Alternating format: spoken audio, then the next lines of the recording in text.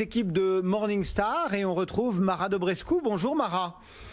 Bonjour Cédric. Merci de nous répondre en duplex depuis Morningstar pour évoquer ensemble ce matin les frais de gestion qui ont baissé en Europe et c'est plutôt une bonne nouvelle pour les investisseurs. Effectivement Cédric, alors nous avons récemment publié une étude sur les frais de gestion, une étude qui couvre la période de 2013 à 2020. La principale conclusion, c'est que les investisseurs en Europe payent des frais de gestion de moins en moins élevés sur leurs fonds d'investissement. Donc bien sûr, c'est une excellente nouvelle puisque notre recherche montre que de façon systématique, les frais de gestion sont l'un des critères prédictifs les plus fiables de la performance future d'un fonds. Donc, qui dit frais moins élevés dit a priori meilleure performance. Bon, de combien ont-ils vraiment baissé ces frais concrètement ? Alors, sur une base pondérée des actifs, et c'est important, je vais y revenir, sur cette base pondérée des actifs, les frais de gestion annuels payés par les investisseurs européens sont aujourd'hui en moyenne de 69 points de base. C'est une baisse d'environ 31% par rapport à 2013. On voit que les frais ont baissé de façon régulière chaque année et surtout que le déclin est le plus prononcé au sein de la gestion passive puisque les flux de souscription se sont faits en majorité sur les fonds et les ETF les moins chers et c'est là bien sûr que la guerre des prix est plus intense. En moyenne, l'investisseur paye aujourd'hui des frais annuels de 19 points de base pour la gestion passive comparé à 35 points de base il y a 7 ans, donc une baisse de 44%. Il faut voir aussi qu'il y a quelques nuances dans l'impact sur les classes d'actifs. La diminution a été plus marquée pour les fonds actions jusqu'en 2017 et puis ces 3 dernières années, ce sont les coûts de la gestion obligataire qui ont baissé plus sensiblement.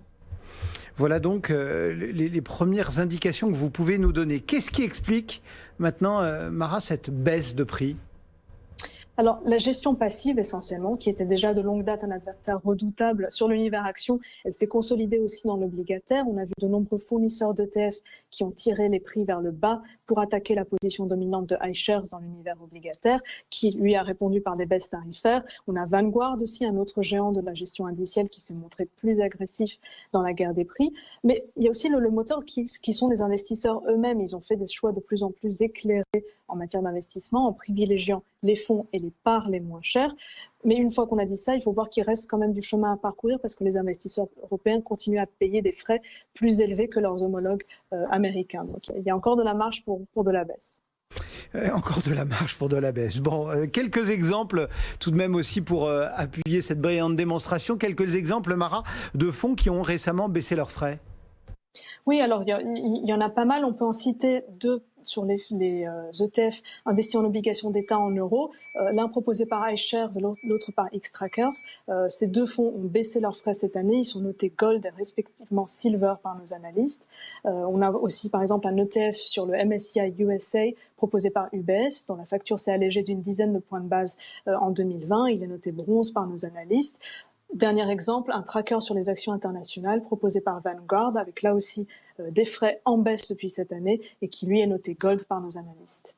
Merci beaucoup Mara Dobrescu, donc analyste de fonds en duplex avec nous depuis Morningstar. Très bon week-end et on se retrouve avec les équipes de Morningstar vendredi prochain, bien évidemment, comme chaque semaine.